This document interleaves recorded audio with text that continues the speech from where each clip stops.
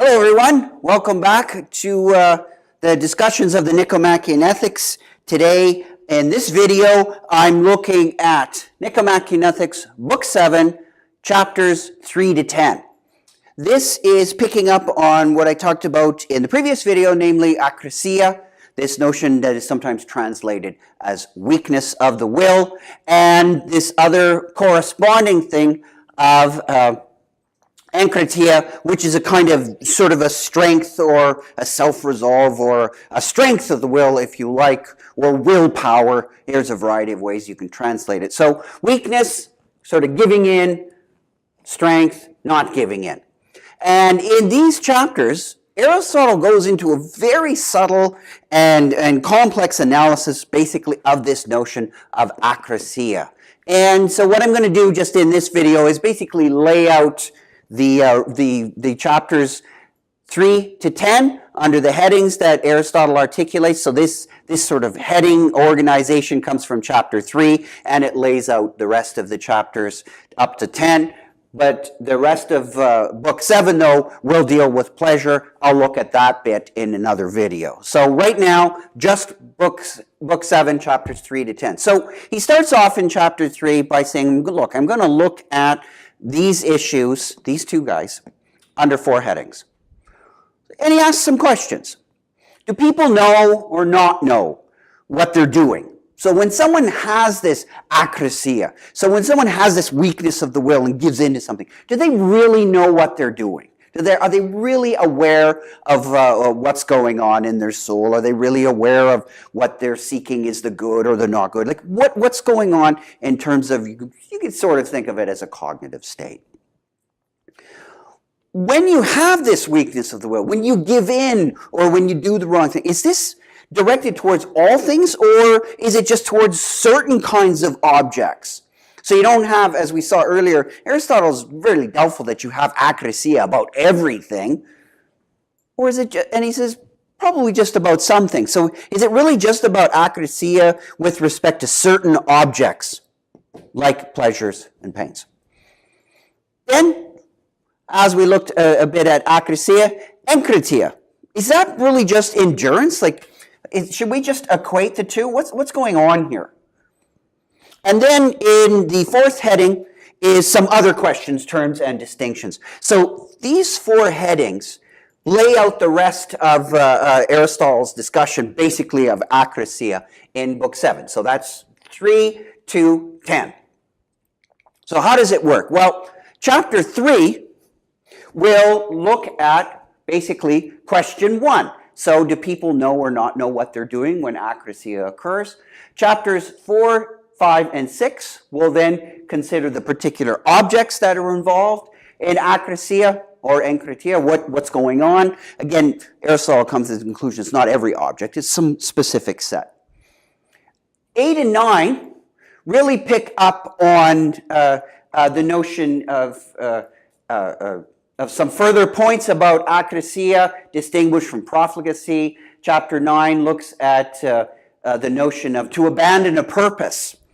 It's not always a case of akrasia. So it's not the case that akrasia always just means like you were intending to do something and then you change your mind. So the notion of changing your mind can be a very rational process. It's not a weakness of the will. So Aristotle is trying to limit the notion of akrasia so that it doesn't just take over the whole personality. Chapter 10 will make some more comments on akrasia, how it's incompatible with our old friend phronesis, how it's compatible with dinotetes, and remember that was one of the minor intellectual virtues, and that was roughly translated as a kind of shrewdness that's involved, so it's linked up with decision making. And also Aristotle wants to point out that akrasia, although it's something that we want to avoid as much as we can so that we don't become someone who has that kind of a character, he doesn't think it's actually a vice. Why is that? Well, because at the end, someone with akrasia does nonetheless have a virtuous intention, but it's more like a belief, or they've got something wrong here. So in that sense, we've got quite a complex analysis a linguistic analysis of this notion of acrasia. So we've got all kinds of questions, so we've gone from the basic ones, zeroing in on our first three questions, and then this one is really looking at all the other distinctions that Aristotle makes. Now, we could spend a long time on this. There's plenty of philosophical literature, the secondary literature, on Aristotle's discussion. This is a marvelous piece of linguistic analysis with ultimately a goal of ascertaining elements of personality. So one could say that this is an excellent example of a moral psychology. Aristotle is looking at moral development and the different kinds of characters that we have and the different kinds of concepts that we want to apply to them. So I'm not going to be going through all of this. As a matter of fact, I'm just going to make a few comments regarding Aristotle's conclusions. Because we could, as I say, we could spend a long time on going through all this. It's an exceptionally detailed and excellent analysis of these terms. In the end, Aristotle really says that the morally weak person is really someone who acts in ignorance. So I'm going to basically talk about this for the next minute or so. So the morally weak person, the person with acrasia, it's not necessarily a vice, but it's something that we want to avoid. Why do we want to avoid it? Because ultimately you're not going to achieve eudaimonia if you're the person that suffers from acrasia. But again, what does he really mean by that? Well, the complex analysis that he goes through ends up roughly in this kind of in this kind of position. The morally weak person. So one who really has this, so the morally weak person. If you look at this morally weak person, really they are ultimately, according to Aristotle, and we'll see what sort of is underpinning for this, is a person who is acting in ignorance. At the end of it all, why do people do bad things? Why do people do things that are bad for other people, bad for themselves, etc., etc.? It really, at the end, is a question of ignorance. And you can see it from the flip side. Someone with phronesis possesses truth. Right? So the soul in that case, when it's reasoning, it ultimately possesses truth. Someone who is doing something that's wrong, they might think they're doing the right thing, but they're getting things wrong, or they're doing bad things or whatever. They're fundamentally acting in ignorance in this case. Now, the morally weak person doesn't know at the moment what he or she is doing. And this is not, as I would say, this is not, shall we say, ignorance light. It's not like a simple kind of ignorance. This is a deep and dark kind of ignorance. Rather this is a deep and dark ignorance. So what do I mean by a deep and dark kind of ignorance? What's Aristotle after here? Well, Aristotle thinks that the truth is something that is extraordinarily attractive. So he's very Greek in that way, is that truth is something that if you happen to glimpse it, it's overwhelming. So what he really thinks is that the truly morally weak person who really suffers seriously from this thing he calls acrasia is in a deep, dark ignorance. That is that their ignorance is really a part of their character. It's a fundamental aspect of their character. It's an ongoing aspect of their character. Ignorance light, if someone has ignorance light, they're not really a morally weak person, because somebody with ignorance light, like a light kind of ignorance, you could rationally convince them. So ignorance light is someone who could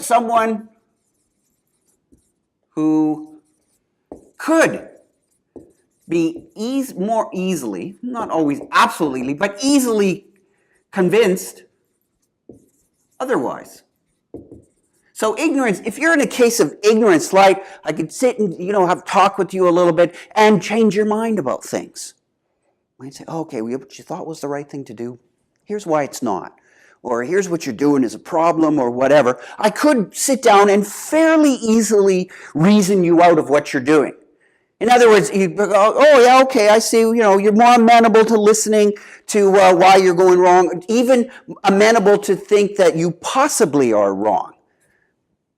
That's very different than someone who is truly a morally weak person.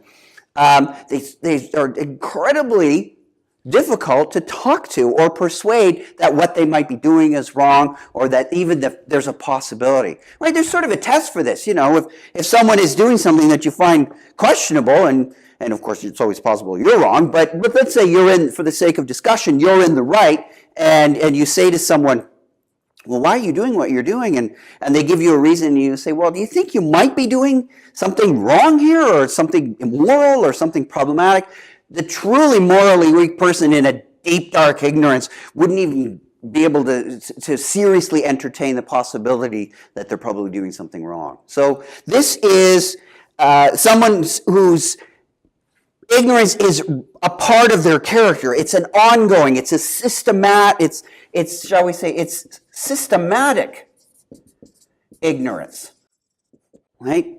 So it's truly run through the character in its entirety.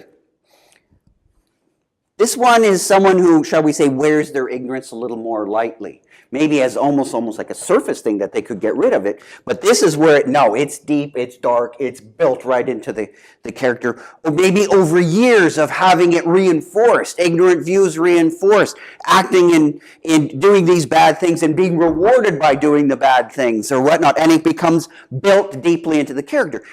A lot of times we talk about this in a more modern context where we say, bad things can be reinforced. If people start off doing bad things, they have maybe a desire to do something, and then that desire is fulfilled, and it's a bad thing to have done, but the desire was fulfilled, then associated with this sort of bad thing to do is a pleasure, and then when that gets reinforced and reinforced, that just goes deeper and deeper and deeper into the character until, maybe it started off as a little bit ignorance-like, but can eventually become this sort of deep, dark one. That's just how they see the world.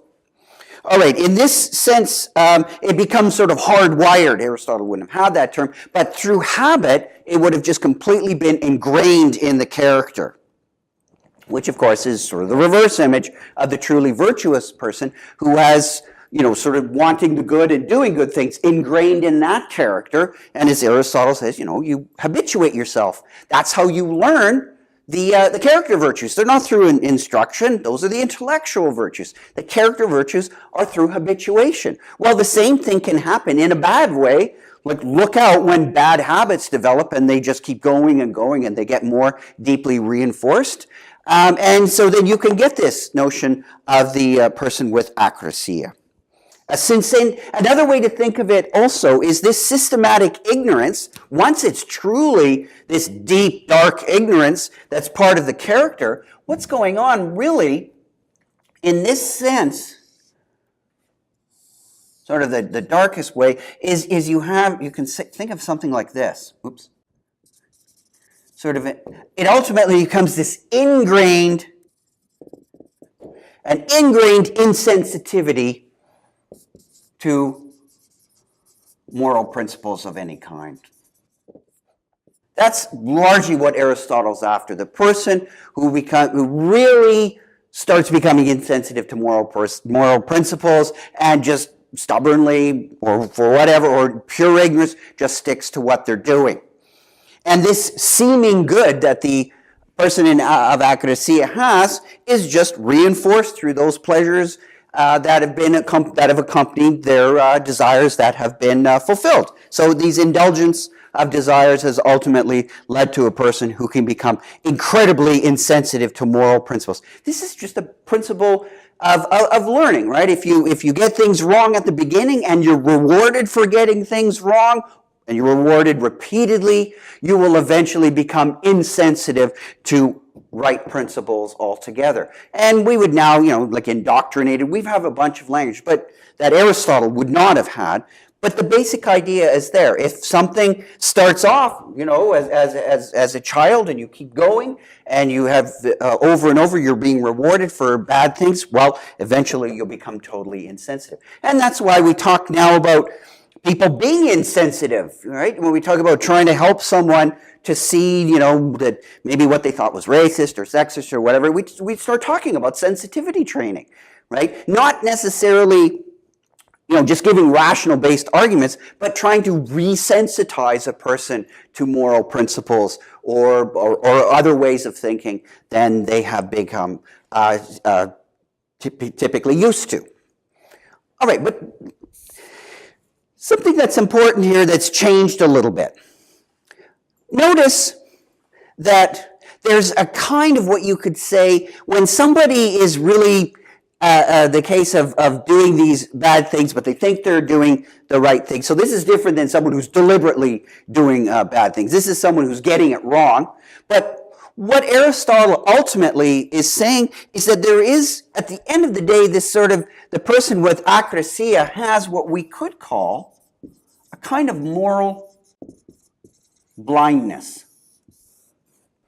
Now, what do I mean by that? Well,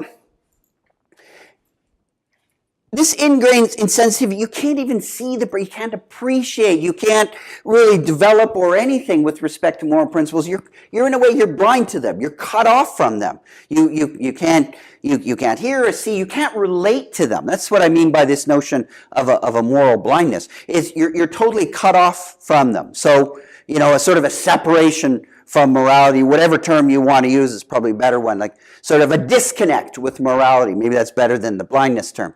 But you just, because the notion of vision is such a dominant image in Greek philosophy, there is a sense of not being able to, you just don't see it. And we often use the verb to see when we mean to understand or to grasp. Like, I see what you mean.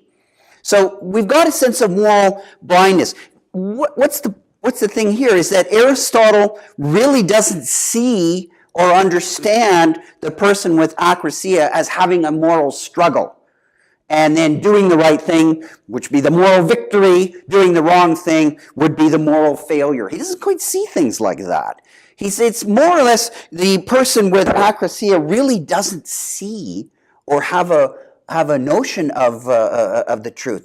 They're blind to it. So this moral blindness, what's running, shall we say, in the background of this idea is that there is really no moral struggle. So the truly virtuous person, according to Aristotle, and the flip side, the person really of akrasia, they're not really struggling with morality. It just becomes part of their character or not part of their character. So the seeing of morality, the following it, the understanding, that's habituated right into you. So you become like the person who's, trotting down the street and goes, why, there's a bag of money on the sidewalk, and scoops it up and says, I will return this to the rightful owner, and doesn't have a big struggle with it. That's the truly virtuous Aristotelian type of person, right? And the other person doesn't have a moral struggle either, just thinks they're doing the right thing by, maybe taking it or doing something else other than, quote unquote, the right thing to do. There's no moral struggle in a sense of a loss there either. They just don't see the right thing to do. And off they go doing what they think is the right thing, but it turns out to be the wrong thing. But it is because of their disconnect with morality. They just go do it. It's ingrained, it's part of their character, and off they go. So you have two, shall we say, ingrained notions of character. One is that you're ingrained towards doing the good things, and you just do it without an effort. That's truly the good person according to Aristotle. Or you just do things as you do, and they turn out to be wrong, but there's no struggle there either. So Aristotle does not really make room for the notion of moral struggle. Here, that is, down in the depths of Book 7. But in Book 1, so no moral struggle, shall we say, here in Book 7. But if you look back in Book 1, there was a sense of moral struggle there. That, Aristotle at least alludes to the notion of moral victory, like overcoming. So in book 1, there is a sense of struggle. So once again, got a little bit of tension in the Nicomachean ethics in different parts of the text.